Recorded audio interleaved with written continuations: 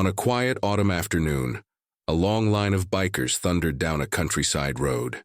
Their engines growled like distant storms, scattering leaves in swirling patterns. Then, without warning, one biker squeezed the brakes hard. The line rippled to a stop. In the middle of the road stood a little boy, maybe 10 years old, tears streaming down his face.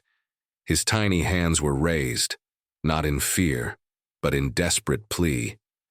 Before I tell you what happened next, like, comment, share, and subscribe to Kindness Valley, and tell me where you're watching from.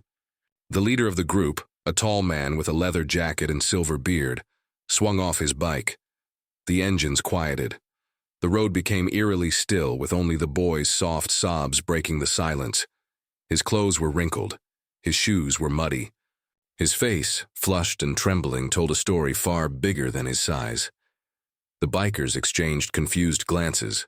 This was no prank. Something was wrong. One biker knelt down to meet the boy's eyes. "Hey, buddy, you okay?" The boy shook his head, unable to speak. His chest rose and fell with sharp breaths. He tried to form words, but only broken whispers came out. Finally, through sobs, he pointed down a dirt path leading into a cluster of trees. "My sister," he managed to say. "He took her." The leader's eyes narrowed.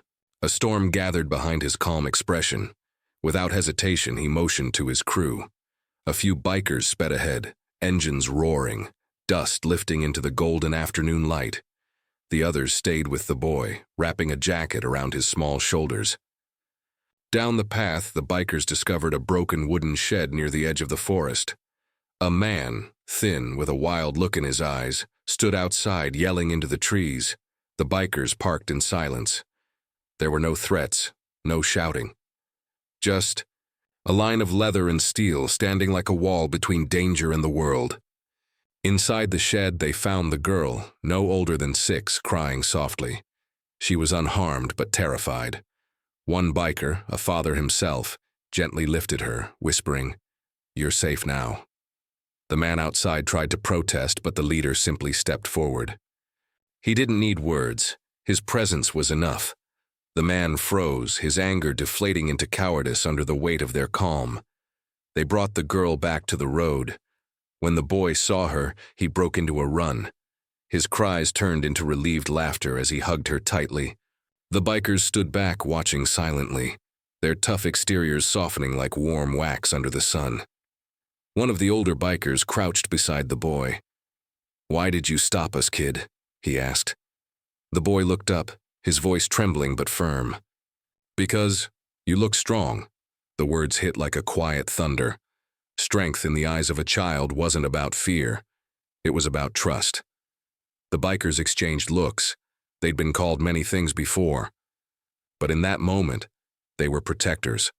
The leader pulled out his phone and called the authorities.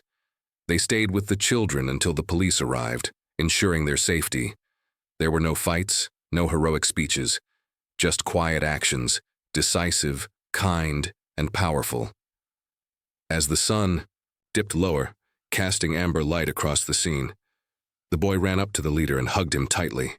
For a man who had ridden through storms and wars, that hug broke something inside him, a wall he didn't know he still had.